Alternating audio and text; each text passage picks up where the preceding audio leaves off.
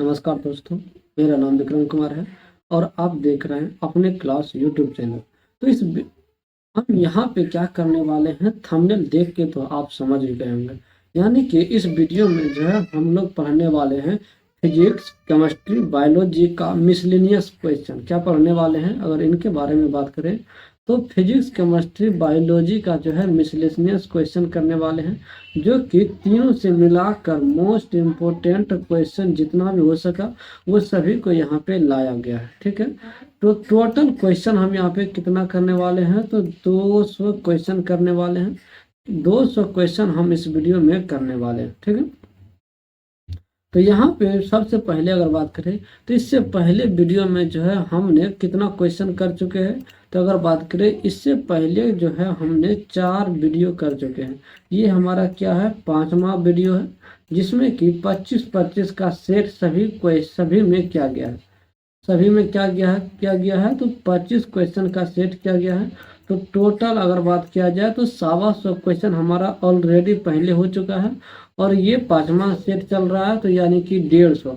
और कितना क्वेश्चन बच गया, तो टोटल 50 क्वेश्चन बचा हुआ है मिसलेनियस क्वेश्चन करने के लिए। ठीक है, ये किसका मिसलेनियस है, तो साइंस यानी कि फिजिक्स, केमिस्ट्री, बायोलॉजी का क्या है, ये मिसलेनियस क्वेश्चन है। ठीक है, तो ऐसे ही क्वेश्चन हम लोग करने वाले हैं।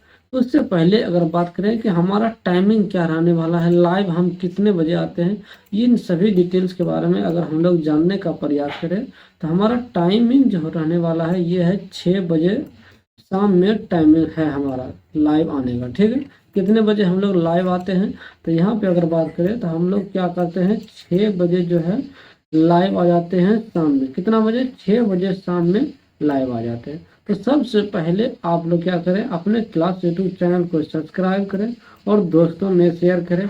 जो भी ऐसा स्टूडेंट जो कि 2026 में इंटर का एग्जाम देने वाला है, उनके लिए ये क्वेश्चन जो है मोस्ट इम्पोर्टेंट रहने वाला है। ठीक है, आइए एक ही करके क्या करते हैं, हम लोग पढ़ने का प्रयास करते हैं। तो देखिए सबसे पहले कौन सा क्वेश्चन है, तो यहाँ पे लिखा है फोटो इलेक्ट्रिक प्रभाव में उत्सर्जित इलेक्ट्रॉनों की गतिज ऊर्जा निर्भर करती है। क्या करती है, फोटो इलेक्ट्रिक प्रभाव में उत्सर्जित इलेक्ट्रॉनों की गतिज ऊर्जा जो है निर्भर करती है। ऑप्शन नंबर ए में कह रहा है कि आपतित प्रकाश की तीव्रता पर, आपतित प्रकाश की आवृत्ति पर, धातु की सतह पर, या फिर तापमान पर, या फिर तापमान पर। तो एक का क्या हो जाएगा, हमारा राइट आंसर हो जाएगा बी नंबर। एक का राइट आंसर क्या हो जाएगा, बी नंबर हमारा राइट आंसर हो जाएगा। आपतित प्रकाश की आवृत्ति पर, आपतित प्रकाश की आवृत्ति पर क्या हो जाएगा, हमारा राइट आंसर हो जाएगा। ठीक है, उसी प्रकार अगला प्रश्न है, किसी आवेशित कण की गति करते समय उत्पन्न चुंबकीय क्षेत्र की दिशा में होता है। किसी आवेशित कण की गति करते समय उत्पन्न चुंबकीय क्षेत्र किस दिशा में होता है। चुंबकीय क्षेत्र जो है किस दिशा में होता है, तो गति की दिशा में होता है, या फिर विपरीत दिशा में होता है, गति के लंबवत होता है, या फिर कोई निश्चित दिशा नहीं है। तो इसका राइट आंसर क्या हो जाएगा, तो इसका राइट आंसर हो जाएगा 2 का सी नंबर हमारा राइट आंसर हो जाएगा। क्या हो जाएगा, गति के लंबवत हमारा क्या हो जाएगा, राइट आंसर हो जाएगा। क्या हो जाएगा, गति के लंबवत हमारा क्या हो जाएगा, राइट आंसर हो जाएगा। ठीक है, ऑप्शन नंबर सी। उसी प्रकार अगला प्रश्न है, हाइड्रोजन स्पेक्ट्रम की बालंबर श्रृंखला किस क्षेत्र में आती है। हाइड्रोजन स्पेक्ट्रम की बालंबर श्रृंखला किस क्षेत्र में आती है, तो पराबैंगनी में आती है, ध्रुव में आती है, अवरक्त में आती है, या फिर एक्स किरण में आती है। इसका राइट आंसर क्या हो जाएगा, 3 का तीसरा क्वेश्चन का राइट आंसर क्या हो जाएगा, ऑप्शन नंबर बी।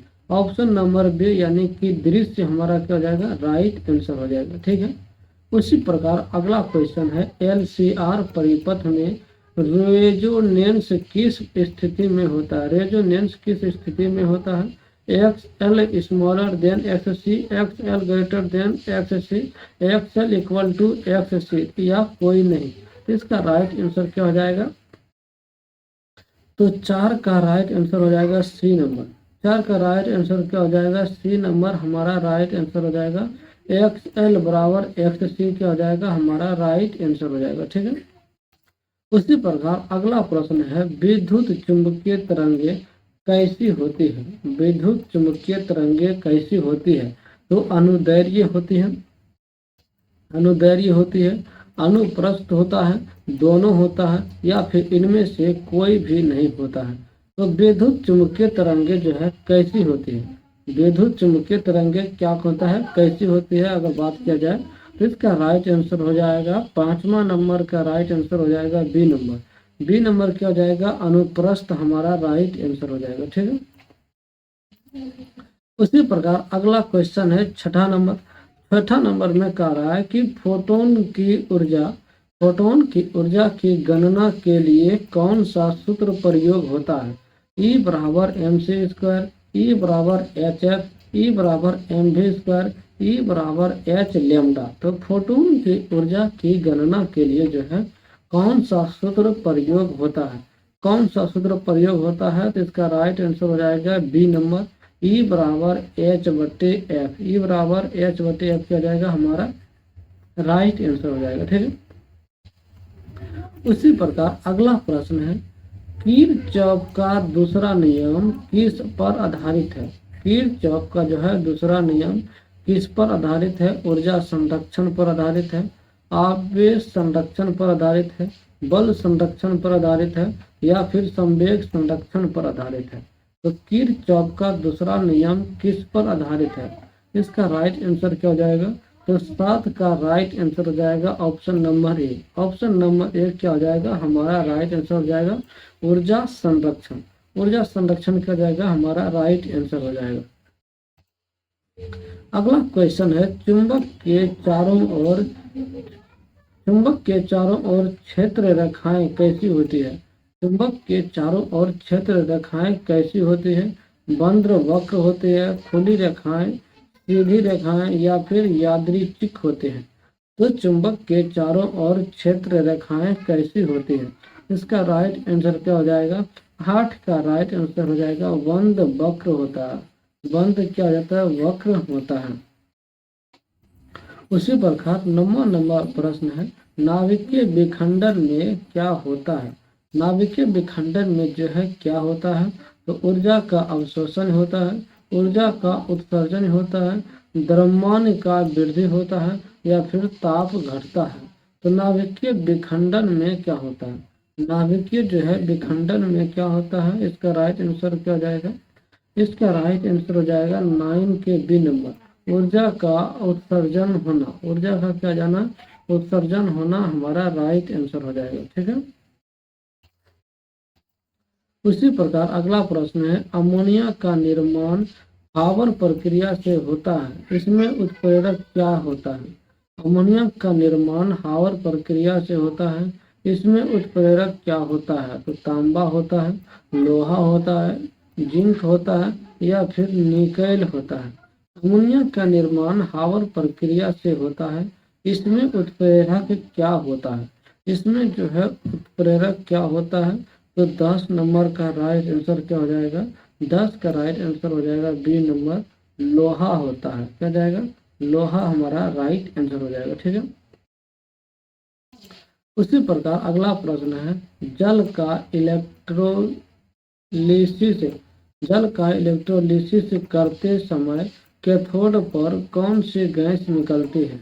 जल का इलेक्ट्रोलिसिस करते समय कैथोड पर कौन सी गैस निकलती है। तो हाइड्रोजन निकलती है, ऑक्सीजन निकलती है, कार्बन डाइऑक्साइड निकलता है, या फिर नाइट्रोजन निकलता है। तो जल का इलेक्ट्रोलिसिस करते समय कैथोड पर कौन सी गैस निकलती है। कैथोड पर जो है कौन सी गैस निकलती है। इसका राइट आंसर हो जाएगा हाइड्रोजन निकलता है। क्या जाएगा हाइड्रोजन निकलता है। उसी प्रकार अगला प्रश्न है 12 नंबर में कह रहा है कि कार्बनिक रसायन किस तत्व पर आधारित है। कार्बनिक रसायन किस तत्व पर आधारित है। तो कार्बन पर आधारित है, नाइट्रोजन पर, ऑक्सीजन पर, या फिर सल्फर पर। तो कार्बनिक रसायन किस तत्व पर आधारित है। इसका राइट आंसर क्या हो जाएगा 12 का हमारे पास राइट आंसर हो जाएगा ए नंबर। 12 का ए नंबर हमारा क्या हो जाएगा, राइट आंसर हो जाएगा। ठीक है। उसी प्रकार 13 नंबर का अगर बात करें तो 13 नंबर हो जाएगा किसी रासायनिक अभिक्रिया में, किसी रासायनिक अभिक्रिया में उत्प्रेरक का कार्य क्या होता है। किसी रासायनिक अभिक्रिया में उत्प्रेरक का कार्य क्या होता है। दर घटाना होता है, दर बढ़ाना होता है, ऊर्जा समाप्त करना होता है, या फिर द्रव्यमान बढ़ाना होता है, या फिर क्या जाता है, दर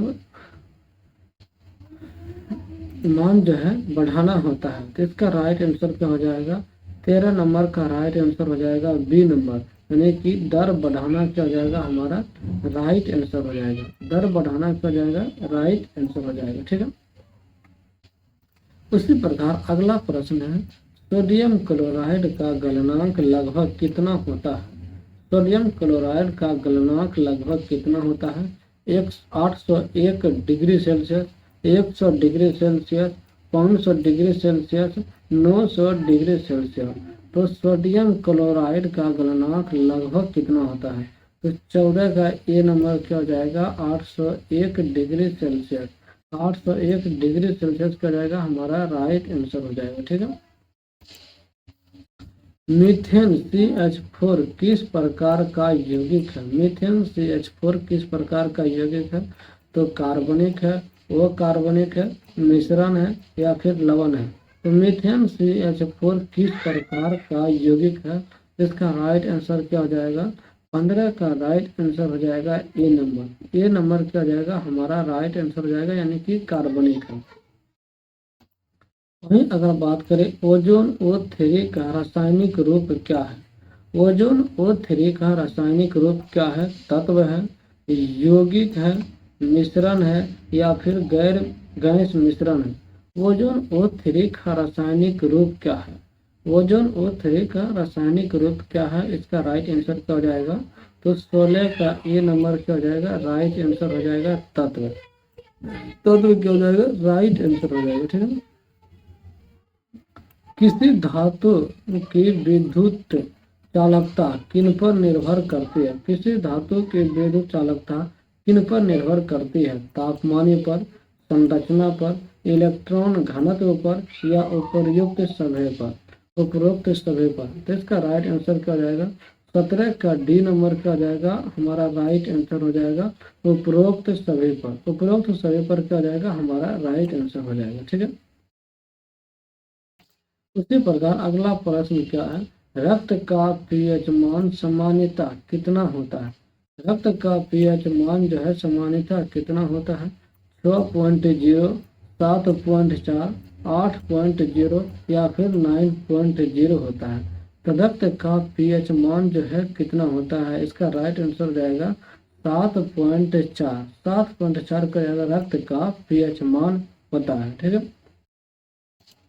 उसी प्रकार अगला प्रश्न है, मानव में ऑक्सीजन का परिवहन, मानव में ऑक्सीजन का परिवहन किसके द्वारा होता है। तो लाल रक्त कणिका के द्वारा, श्वेत रक्त कणिका के द्वारा, प्लेटलेट्स के द्वारा, या फिर प्लाज्मा के द्वारा। मानव में जो है ऑक्सीजन का परिवहन किसके द्वारा होता है। मानव में ऑक्सीजन का परिवहन जो है किसके द्वारा होता है, इसका राइट आंसर क्या हो जाएगा। इसका राइट आंसर हो जाएगा 19 के ए नंबर, लाल रक्त कणिका क्या हो जाएगा, हमारा राइट आंसर हो जाएगा। ठीक है। अगला प्रश्न है, DNA प्रतिकृति रिपब्लिकेशन कहाँ होती है। रिपब्लिकेशन जो है कहाँ होती है, तो साइटोप्लाज्म में होती है, राइबोसोम होता है, नाभिक होता है, या गोल्जी तंत्र होता है, या गोल्जी तंत्र होता है। तो DNA प्रतिकृति रिप्लिकेशन कहाँ होता है, इसका राइट आंसर क्या हो जाएगा। इसका राइट आंसर हो जाएगा ऑप्शन नंबर सी, नाभिक हमारा क्या हो जाएगा, राइट आंसर हो जाएगा। उसी प्रकार अगला प्रश्न है, प्रोटीन का मूल निर्माण खंड क्या है। प्रोटीन का मूल निर्माण खंड क्या है, न्यूक्लियोटाइड, एमिनो अम्ल, शर्करा, या फिर लिपिड। प्रोटीन का मूल निर्माण खंड क्या है, इसका राइट आंसर क्या हो जाएगा। इसका राइट आंसर हो जाएगा बी नंबर, एमिनो अम्ल। एमिनो अम्ल क्या हो जाएगा, हमारा राइट आंसर हो जाएगा। ठीक है, उसी प्रकार अगला प्रश्न है, मानव में मूत्र निर्माण की प्रक्रिया कहाँ होती है। मानव में मूत्र निर्माण की प्रक्रिया जो है कहाँ होती है, यकृत में होता है, गुर्दे में होती है, फेफड़ों में होता है, या फिर हृदय में होता है। तो मानव में मूत्र निर्माण की प्रक्रिया जो है कहाँ होता है, इसका राइट आंसर क्या हो जाएगा, इसका राइट आंसर हो जाएगा हमारे पास 22 के बी नंबर। 22 का बी नंबर यानी कि गुर्दे में होता है, यानी कि किडनी में होता है। किडनी में क्या जाएगा, हमारा राइट आंसर हो जाएगा। ठीक है, उसी प्रकार अगला प्रश्न है, क्लोरोफिल का मुख्य कार्य क्या है। क्लोरोफिल का जो है मुख्य कार्य क्या है।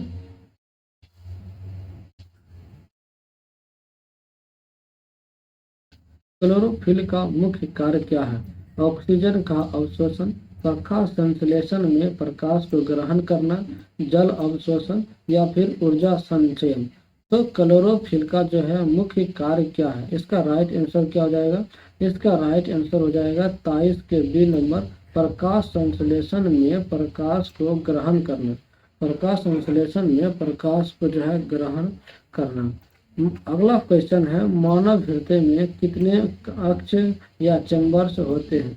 मानव हृदय में कितने कक्ष या चैम्बर्स होते हैं, इसका राइट आंसर क्या हो जाएगा, 24 के सी नंबर हो जाएगा हमारा राइट आंसर। राइट आंसर क्या हो जाएगा, 4 नंबर। मानव हृदय में कितने कक्ष होते हैं, तो 4 जो है होते हैं। वहीं अगर अगला क्वेश्चन के बारे में बात करें तो स्त्रियों में अंडाणु का निर्माण कहाँ होता है। स्त्रियों में जो है अंडाणु का निर्माण कहाँ होता है, तो गर्भावस्था में, अंडाशय में, फेलोपियन ट्यूब में, या फिर सर्विक्स में। तो महिलाओं स्त्रियों में जो है अंडाणु का निर्माण जो होता है वो कहाँ होता है, तो इसका राइट आंसर हो जाएगा अंडाशय में। क्या हो जाएगा राइट आंसर, ओवरी यानी कि अंडाशय में। ओवरी यानी कि अंडाशय में। तो उम्मीद करते हैं कि अभी तक आपने टोटल क्वेश्चन कितना देखा है, तो टोटल क्वेश्चनों की संख्या अभी आपने 25 देखा। 25 क्वेश्चन अभी आपने देखा है। ये कमेंट में अब जरूर आप लोग बताएं कि आखिर आप लोगों को ये वीडियो आपको कैसा लगा। क्या इसी तरह के और भी सब्जेक्ट का वीडियो देखना चाहते हैं। अगर देखना चाहते हैं तो हमारे चैनल अपने क्लास यूट्यूब चैनल को सब्सक्राइब करें और दोस्तों में शेयर करें। ठीक है, अपने दोस्तों में शेयर करें। हम डेली आपको कितने बजे मिलते हैं और इनके बारे में बात करें तो हम डेली आपको जो है 6 बजे PM में आपको मिलेंगे। कितने बजे मिलेंगे, तो 6 बजे शाम में आपको मिलेंगे। ठीक है, ये डेली का डेली ये हमारा क्लास जो है लाइव हो जाता है। ठीक है, लाइव जुड़ने के लिए हमारे चैनल से जरूर सब्सक्राइब करें। मिलते हैं अगले वीडियो में, जब तक के लिए धन्यवाद। जय हिंद, जय भारत।